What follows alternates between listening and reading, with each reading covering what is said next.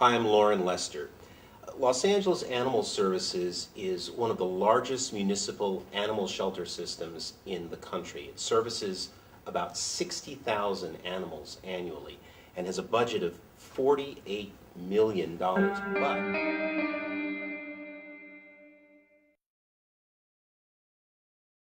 only a small percentage of that money is actually being used for the benefit of the animals.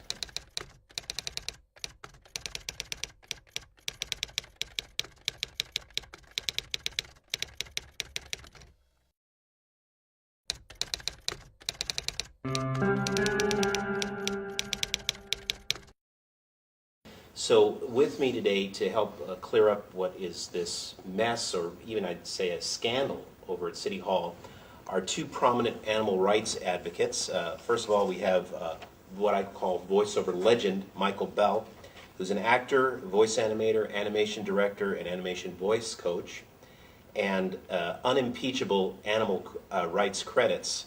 He's a board member of the League of Humane Voters, which supports candidates for local and statewide offices that have an interest in animal welfare legislation. He's a founder of Citizens for a Humane Los Angeles, representing over 200 animal rescue organizations in LA.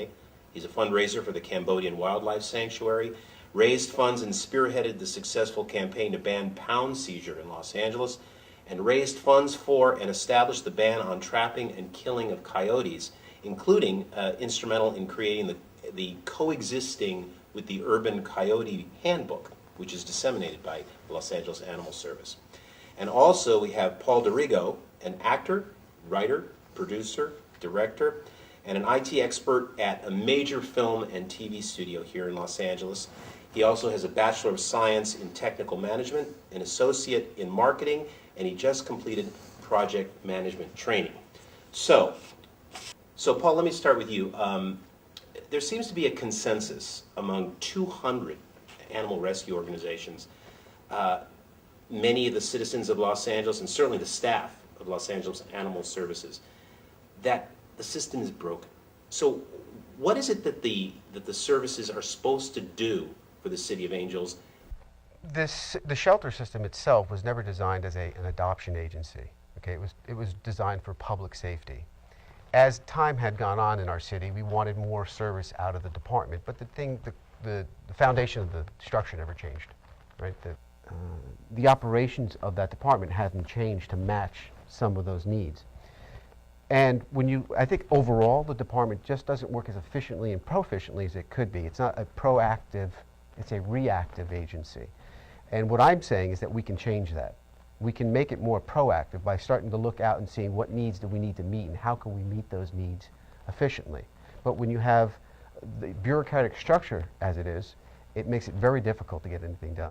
All right, well, let's talk about that structure. Now, who's really in charge of this? Obviously, the mayor is in charge of the City of Los Angeles, so he's the boss of bosses. But what's going on? Who's actually running the Los Angeles Animal Service? Well, if you look at it as a pyramid, you have the mayor at the top, and then you connect that to the commission, the Animal Reg Commission, which is appointed by the mayor, and then you have the general manager. And somewhere in the middle of this, there is the city council surrounding it, as it were. But basically, it's the mayor, the commission, and the general manager. And the commission is a B commission, which is by proposition. And as part of the city charter, they're in control of the department. They are the bosses of the department. They have the power. They have the power to make changes, to provide policies, to establish policies, and they oversee the department. They don't do the day-to-day operational work. That's what the general manager's job is. General manager is micromanaging, et cetera. Okay, now the general manager, this is like a really good job. Yes, it is. $220,000. Yes, and that was She just got a raise, $225,000. so 225. So another raise, yeah, okay. And she's appointed by the mayor. Yes, and also the city council approves her as well. So. Now, why is there a failure in the department? Does it point at a failure in what she's done in her job description? Would you say that's fair? I think that part of if you look at the business model, there is no managerial structure. The mayor is supposed to be saying to the general manager, show me what your plan's like. How are we doing? He should be monitoring the goals of the department and saying, okay, every month we check in. Okay, so how are we getting with what we structured? How's our euthanasia? How's our clarification rate? How are our calls, going out to the city? What are the metrics? So because the government is transient, and this is one of my problems. This is why I'm a conservative. I really feel that when you ask a government to take on a task, you're asking it to do almost a business, and it's not really designed that way. So people misconstrue running it like a business because they think it means impersonal. No, it doesn't mean that. It means that it has a managerial structure, and it's goal-driven and performance-driven. That's how I look at it, right? And that you don't really, and the problem is you have a lot of bureaucratic play. The general manager doesn't like somebody on the commission, so she poo-poos something that they say. She doesn't really have to implement it because the mayor might not pressure her to say, how come you're not doing what my commission, the one I picked, how come you're not doing what they say? Well, all because I can't, or I don't want to, or they're complainers, or whatever the reasons may be. So then you get bureaucratic slop. You get this is overall government. Commissioners have been relieved of their position by former mayors when the general manager has said, I don't like what they're asking me. I don't like what they're doing. And so the mayor tries to keep peace and just gets rid of the commissioner and appoints another commissioner. Well, it sounds like we're in the middle of a dictatorship. I think it's your thing. There's no checks and balances, really. Yeah. And they also have to sign the resignation letter when they take the job. When they take the job, when they get appointed, they have to pre-sign a resignation letter, so they can just walk away. Hand it in. Okay, just hand it in, you're done. If you're in a business, if you started a job at a company, they said, well, please sign your resignation letter now. Do you really feel that that's conducive to an environment that's supportive? Now, we're talking about a lot of money. And what is this money really being used for? I understand that there have been some very effective programs that the GM has tried to cut or has successfully cut and then were reinstated. Like, for example, I believe that at one point she tried to cut the night shift. Is that right? Yes, there was a night shift. We have a night shift. Obviously, for all the residents, we have millions of residents and about 1.5 million dogs and cats. And people, just the average person, if they don't have a dog or cat, they find a dog in the street, or you find an injured animal. You go to the shelter and it's late at night. So there's somebody there to take the animal in and obviously give it succor and aid and then take care of it and vet it and whatever it is, if it's a stray or whatever it may be. Her decision to save money was to, at least I believe that's what it was to close the night shift so there'd be nobody there. So what happens when you come up to the shelter, whether it's one of our 6 shelters, wherever, and you have a dog in your hands, or you have a sick animal, you have a cat that you have found lying by the road. I'm picturing the Victorian days when a baby would be left on the steps of a church. Yeah, right. Well, in other states, they have chutes that you throw them down the chute, and when you come the next morning, and then they're there in the bottom of the cellar, are all these dogs and cats roaming around, several of them dead, whatever. But thank goodness we're not at that point, but there'd be nobody there. Well, it was a bad decision. And it was a stupid and inhumane decision to save money. So the humane community, for the most part, over these 200 literally people, or organizations I should say, came out and raised heck. And it came back. So it was a grassroots organization. Oh yeah. Well, they're. I was told a long time ago by a former councilwoman Galanter, who said, the humane community is perhaps the strongest, most important lobby in the city. You could absolutely dictate what you wanted if you would hang together. And we've decided we're going to hang together. 200 organizations. Well, it's more than 200 organizations that pull from our shelters, that rescue from our shelters. What we're trying to do is to make sure that what we bring up from now on is well researched and documented. So look, you have to make the distinction between people who are this is a very emotional area of work. We all have empathy for animals. We don't like to see things suffer. And that's why people, their shackles go up really quick. If you say, hey, they euthanized a dog for no reason, that stuff gets disseminated on the internet, and next thing you know, they got torches and coming down to your door. What did you just do to the animal? Whoa, back up. It was sick, had 3 broken legs. It had to be euthanized for pain. We have to make the distinction between what's a valid complaint, what has validity behind it, and what is just, we understand it's a bad situation, but it's not actionable. And we want to make that, that's why Michael and I have been working together, over the last couple of years, is that when people complain or when we see things going on, we document it, we back up a lot of our claims with evidence and emails and interviews. We interview people. So it has some credibility. That's what the commission is about. They have commission meetings. I think it's twice a month, every other Tuesday. And members of the community come forth and that are rescue people, and volunteers, and sometimes staff, and they complain or talk about issues that are problematic. It is a commission's job to look into it, to adjust it, and see to it that it's taken care of, that a solution is provided. And that isn't the case. Well, that's the problem with the commission and people going. See, the commission is a place where people are supposed to go and express what they see on the streets. The rescues or they want to convey information, what's happening on. Or in the shelters. Yeah, or in the the shelters. shelters, yeah. Right? But the problem is when they bring those problems in and they don't get addressed in a fairly reasonable amount of time, you got to be reasonable, that there's an immense amount of frustration. It's infuriating when you bring all this information and you still see it happening a year later.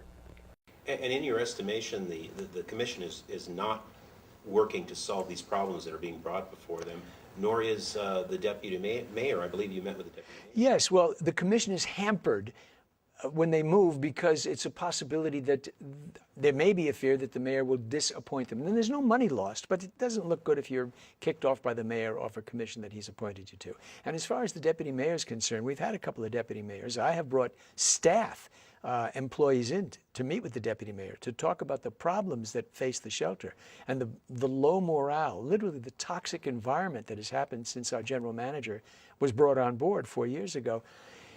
And she listened, and she said, and she commiserated, and she said, that's really terrible, etc.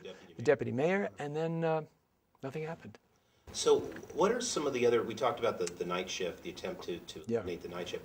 What are some of the other programs that the GM tried to eliminate or reduce? The new Hope Coordinator, Yeah. What was that about? Well, we have New Hope coordinators, which are they're staff. They're already employed at the shelter. We have 6 shelters, and they assist the rescue community in getting dogs and cats out whose time has come to leave. That whether it's red listed, it means time to go. Otherwise, it's the needle. Red listed means they're going to be euthanized. The needle. It'll be the needle. So they help them. They work with them on. But it's a vital position because they are the conduit between what's happening at the shelter and all these rescues, right? They're like your distribution model, right? Absolutely. You have a product, an animal, it needs to go out to distribution. But I would think you'd want to strengthen that model where you should be making phone calls, they should be using the email to make email blasts, which is another topic we have to talk about, is about the email, the software that they use.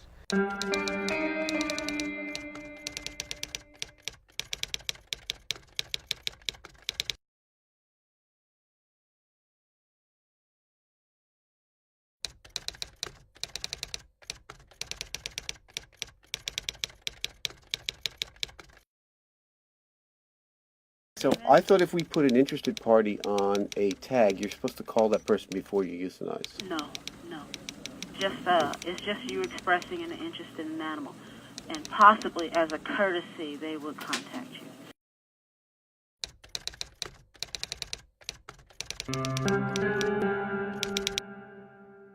And they need to be more proactive on communicating to the public and the rescues that animals are available, so they have a much, much lower euthanasia rate.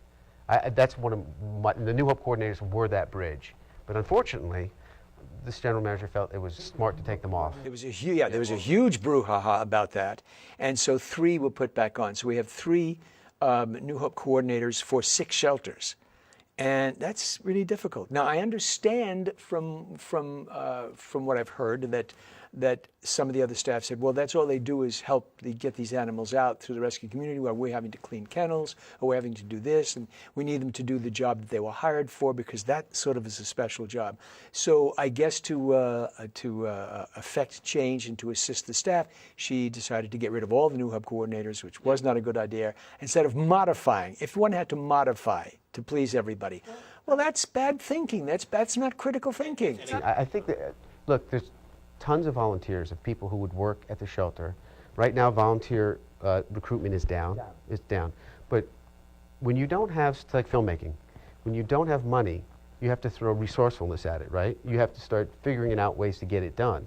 Yes, it won't look like a big budget film, but LA Animal Services has a cadre of volunteers, and you have to purpose those people into those positions.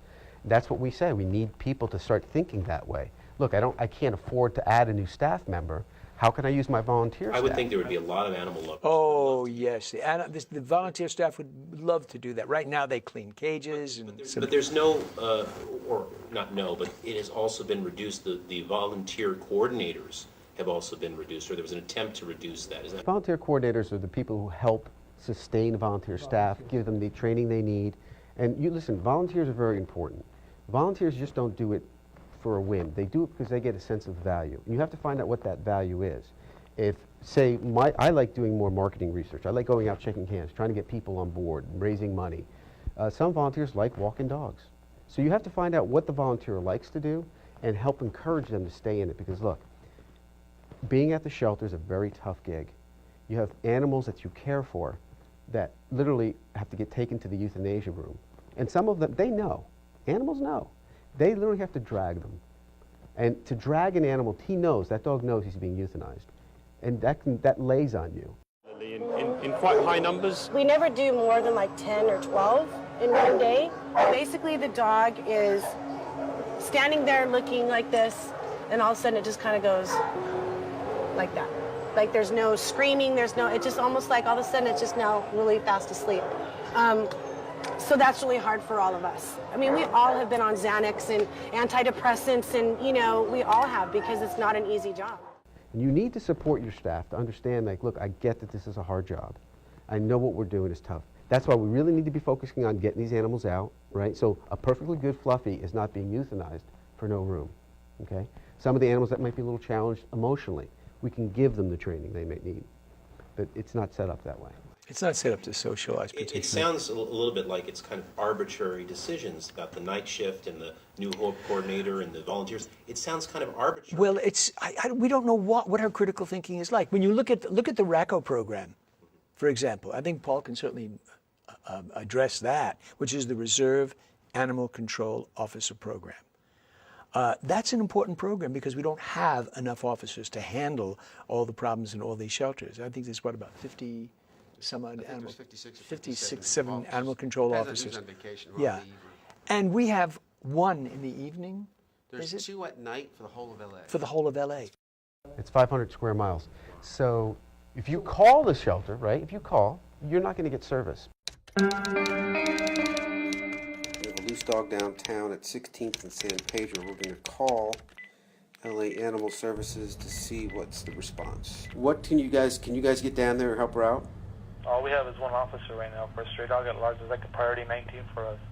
We have one officer from here to West LA right now. Because they can't help with a dog that just got hit by a car at night. To make a choice. You got a deer impaled on a fence. You got a dog hit on the freeway. Right. You got a dog that they found in another area of the city. They have to cherry pick what they're going to do because there's not enough. Well, a reserve animal control officer would be available for that. Right. Would you say we need more enforcement? We need more people out there? Well, I'd love to have more officers. I think what we're trying to do is make this city as safe and as livable as possible, and our officers are spread thin. In our investigation, we found the city of LA often fails to enforce its own rules and laws that are supposed to keep animals that attack off our streets.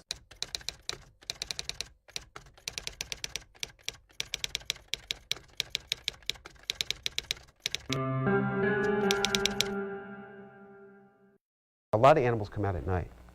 A lot of the dogs feel they can roam at night because there's less traffic, less people around, they can go through the garbage. Again, I think there was a decision on the part of the GM to limit the number of RACO officers or not increase it. What was that all about? That program was started back way early 80s, maybe late 70s, and it was really a reserve program for officers, just like LAPD has reserve police officers. This is reserve animal control officers. And it hadn't been used since '85. So when I first started to look at that, it was 2009, October of 2009. I used to be a special police officer when I was a kid. And I just saw an animal get hit by a car, and I saw these two cops, highway patrol, waiting with the dog with a broken leg. And it just struck me like, I don't know why it struck me, but it struck me like, wow, why don't we have a reserve program to fill the need? So I looked into it, and at that time, the acting general manager was Kathy Davis. She liked the idea, and I said to her, how much does it cost? And she told me $1,500 to train them. And I said, great, I'll help you do it. So we brought on, and with 1 year of that, we had 11 new officers. It was great. It was, for that 1 year, we had 11 new graduates, and then that changed. So that's no more? That's no more. They basically quit. It's not because they weren't being utilized. Yeah. Well, now, about 30% of animals are euthanized, is that right? Somewhere around there? 30, it depends. It's come down a bit in the last year and a half. What I understand is that the Animal Services is pointing to this as a success story, that less animals are being euthanized. But there's a couple of reasons for that. I know there's more pet adoptions, but also, isn't it because less animals are actually coming into the shelters? Because there's something like, isn't there something like 30,000 dogs running loose in South Central and East Los Angeles? According to a documentary on dogs of L.A., stray dogs at the South Central, a couple of years ago, there was about 30,000. They estimated 30,000 dogs running, and we have film clips of that, which of course we will show. This is the story of one species and its struggle against all odds.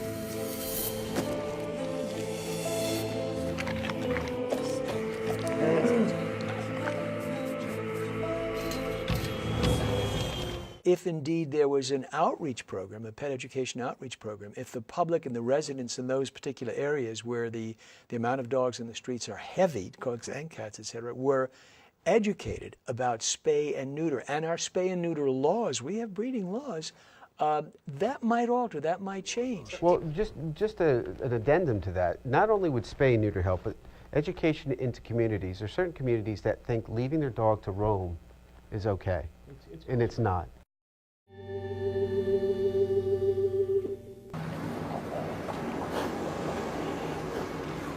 Come on, come on. Hello. This is not your dog, buddy? I came on last night in the front door. So you don't want your dog? All right, boss. Thank you, man. They have the puppies and they throw them out. That these people are lying. They're always talking about the dogs is not their dogs. And the dog is, if I let this dog go right now, this dog going right back to that door.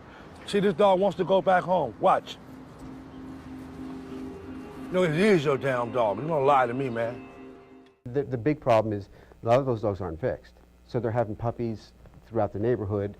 And what we're saying is that that's where part of what the job task is of the general manager and of that department, not just the general manager, of that department. They're supposed to be going out and finding, we know where the clusters are because we look at the data. Wow, we have this many loose animals down in certain parts of the city. We need to be comprehensive to go after those areas, to educate them, saying, please don't let your dogs wander. They're getting hit by cars, they're breeding, you know, it's not a good. There's also a cost factor. If indeed your animal is unspay, unneutered, you can be fined, a healthy fine. And you literally, if you have to get a license for your dog, it's $100 to get a license for your dog. But if you want your dog to remain unfixed, that's a choice that the city gives you. I'm not crazy about that choice, I really am not, but it does exist, it's part of our ordinance. It's $325 total. Whereas every year they have to pay $325. But, and of course, the fact is, if you have a Chihuahua or a Pit Bull or whatever it is that you have that you think you can make some money off the puppies, $325 is not going to ankle you too much. You'll wind up saying, okay, fine, I can sell the puppies for $300 a piece. I've already covered myself with one puppy or two puppies, and I've got 4 more to go. Well, spay and neutering is kind of at the bottom of the whole problem, isn't it? I know Bob Barker, the legendary game show host, wherever he goes, whatever he's doing, he always finishes by saying, remember to spay and neuter your pet. Yeah, but the issue is not just that, Lauren, because the people who hear that probably do it. The ones who don't hear it, the ones who don't care, they don't do it. Well, that's my point. Yeah. Isn't Animal Services, isn't part of their job to do this outreach and education, to be a multi-headed Bob Barker? They should be going into school systems. They should be partnering with neighborhood councils, going to emergency disaster relief programs. And they can partner up with Water and Power Gas Company, a little slip of paper that goes in the mail with your bill that says, don't forget to spay and neuter your dog. That's co-departmental work. That's co-departmental, and that's part of her job, part of the GM's job, So and the that's not departments happening. aren't talking to each other. No. Currently, I'd say this general manager, other general managers, the way you measure them is how are they doing? What are they doing? And you can say, well, they did this program with the Department of Water and Power. They handed out the slips. They've gone to religious communities, and they've had meetings and showed kids how to walk with animals and how to train animals. So you can measure things and say, okay, yes, she's doing things, or this general manager is doing things, they're not doing things. And that's what's really not happening. And it's also, from what I've researched, it isn't really a matter of the money, because sometimes there's a lot of money and it's not used. Like, wasn't $400,000 not utilized? Absolutely. The general manager turned that money back to the city, saying, well, her position was, and I have paperwork to prove it, her position was that another big organization was going to provide the funding for spay and neuter, something like $400,000 and some odd $1,000. But that's ancillary money. We don't know if that will happen every single year. And with the city, like any major municipality, if you don't take what's money that's budgeted for a particular purpose, you generally don't get it the next year. And so the concern was that money went back. What's even more concern was that the commission, her bosses, were not informed until after the fact.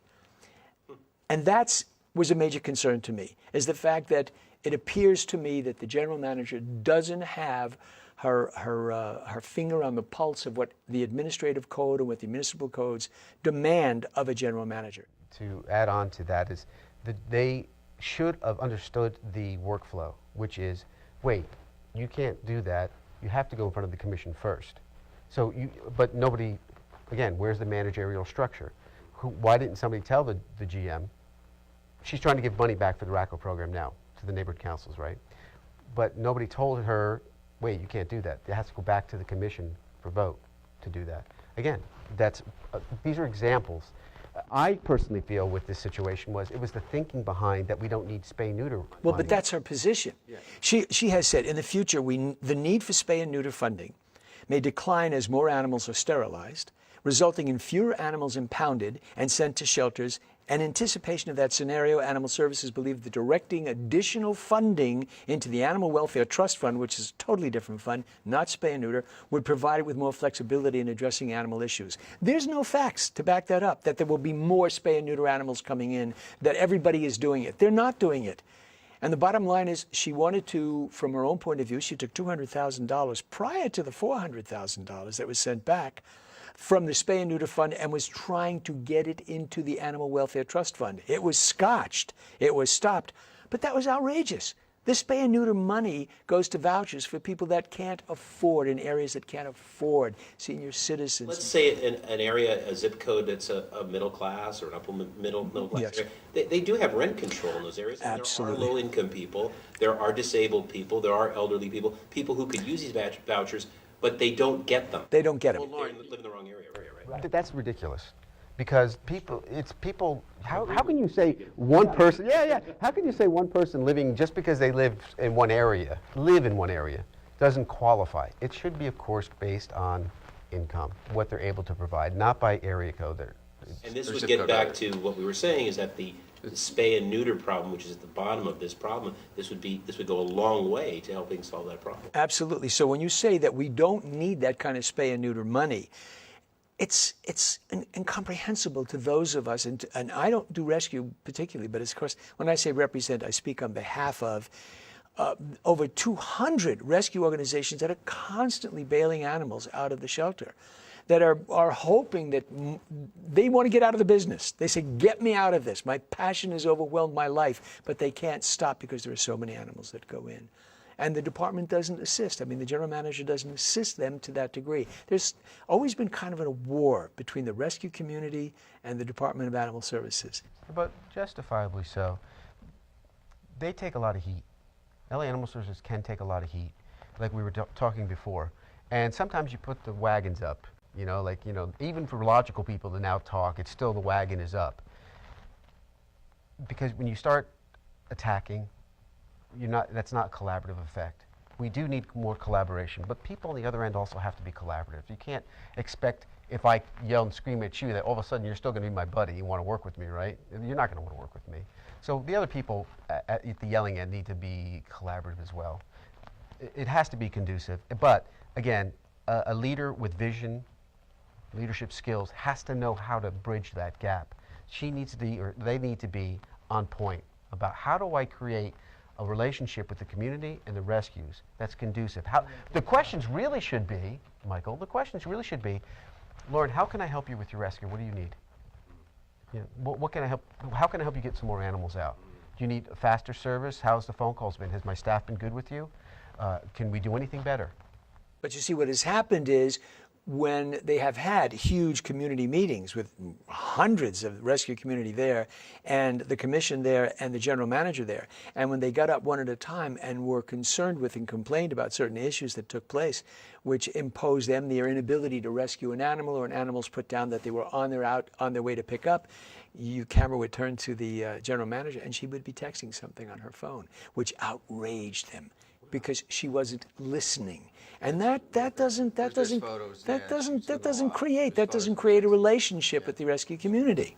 Well, it sounds to me like there's a lot of issues here, and I'd like to explore some of them more in depth with you. Okay. I think that's a pretty good overview. It sounds at this point as though it's from the top down. There's a problem from the top down, from the general manager's office, and I think you'll find informative if you want to click on some of these issues after you view this podcast. You'll find other podcasts with very specific details about what's going on with these issues and perhaps what you can do to send a letter or complain or just make your voice heard that these things need to change. So for that, I guess one more question for you would be, why should anybody watching this care, really? Oh, that's a good question. I think the quality of our neighborhoods, how it feels to live in a place. You ever notice if you go from a dilapidated suburb into Beverly Hills, the atmosphere is totally different. That quality is set by us, I believe. And we have the power, even if you don't have a lot of money. It doesn't mean you have to be dirty, spray painted, or fences torn down. Communities have responsibility to themselves to create an environment that they love. Animals, if you have stray animals, we're empathetic. Stray animal running in the street, getting hit by a car, laying on the side of the road. I mean, it's third world thinking. It represents a health hazard as well. They don't just run, defecate, obviously. If you get 30,000, if you get 20,000, if you get 10,000 in an area, that's troublesome. And from my knowledge, most of the residents don't want that. But there's no knowledge as to how to handle it. What do we do? Residents in Sunland have been interviewed that had dogs running all over the place, and they said, what can we do? And somebody who was out there at the time said, well, you can get them spay or neutered, you can get vouchers. They said, what's that? Because there's no outreach from the department. And there seems to be a big a dumping problem in Sunland. People are leaving a lot of animals there. What's the reason for that? Well, they think that's an animal, so it's going to survive by catching food. In the hills, you know. In the hills. More than likely, they're going to be food. There are a lot of trees. I've seen a lot of trees. I've literally seen people drop dogs. They would chase the car. And we pulled over and caught these two little dogs. They were chasing the car as the guy was driving away. We got the license plate number. But the point, that's the point. But so why should you care? And why is this important? Because it's the quality of our neighborhoods. And the quality of caring for an animal also transcends how we care for people, right? And there's also a department that's focused on cruelty in animals, because there's a correlation between when you make an animal suffer as a person, you can do that to a human. And those are really good telltale signs for LAPD and policing work as well. But I think, look, we're empathetic. And most importantly, I think what you're presenting here is that these problems are solvable. There is a solution. They are. And it's not about money. It's not about money. No. It's leadership and It's vision. leadership and vision. So hopefully these podcasts will help people not feel as if they're overwhelmed, that it's not an overwhelming, unsolvable problem. Absolutely. It is a fixable problem, and it just needs to be fixed in the right way. And it's people who care about dogs, cats, wildlife, rabbit, bunny rescues. It's everybody combined. Everybody feels strongly about that. Everybody has an issue. And if you're not being heard, it becomes difficult to deal, and then you get angry. And then you have both sides that are angry. And that goes nowhere. And that's what we're hoping to do, is to air it, to educate people. So if they need to know who, I'd say contact the mayor. Let them know how you feel. because that's who we've been trying to reach, because he's, in the final analysis, he's the one that can do something about it. We're not saying get rid of the GM. We're saying, say to the GM, put your feet to the fire. This is what I want done. Basically, this is what I want done. Don't hang around waiting for your pension. Let's get some work done. Yeah, we'd hope it'd be a conducive relationship. And we have to be responsible in that as well. We have to be the people that they want to work with us. And the last couple of years, we have spent a lot of time gathering information, presenting that information very fairly and very logically. With staff? Yeah, with staff. But we feel we still have not been heard. Well, I think one of the purposes of these podcasts is to take that information that you've gathered and to present it to the people out there. Hopefully this will be informative to you. And as I said, there are going to be more podcasts that you can click on specific issues. And everybody has a council person. Contact your council person. They're all your representatives. They're your representatives. You put them in office. We're going to put Mike Bell's phone number. You can call him direct. That's right. Thank you. I appreciate that. After hours. Well, Mike, thank you for all your work. Sure. Thank you.